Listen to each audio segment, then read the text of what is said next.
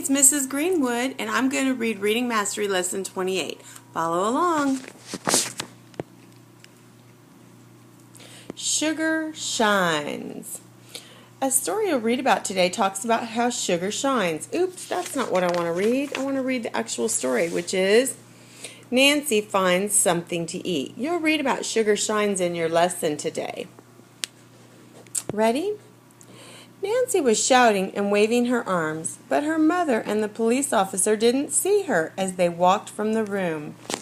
Although Nancy ran as fast as her tiny legs could move, she couldn't keep up with them. By the time she reached the doorway to her bedroom, she was tired. For her mother and the police officer, the walk to the doorway took only a few steps. But for Nancy, it was a long, long run. Nancy decided not to follow her mother beyond the bedroom door. Nancy didn't want to get lost, so she stood there trying to catch her breath. Then she walked slowly back towards her dollhouse. On the way, she looked at all the bits and pieces of things that were stuck in the carpet. Between those giant ropes of blue and green were giant pieces of dirt and giant crumbs.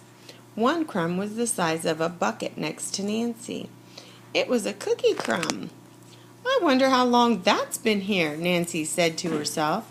"I wonder if it's stale." She felt silly for the thought that was going through her head.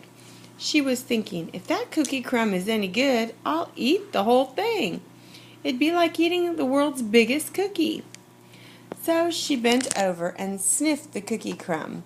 Then she tapped it with her fist. Then she broke off a little piece. That piece sparkled with tiny sugar. Slowly, she brought the piece of cookie to her mouth and took a tiny bite from it. "Not bad," she said to herself. "Not bad at all." She took a big bite and another. With 2 hands, she lifted up the whole crumb and began to eat it. She ate about half of it and then she stopped. She wasn't hungry anymore. "I need a glass of water," she said to herself. She didn't really need a glass of water. She needed much less than a drop of water. But how do you get water when you're smaller than a fly?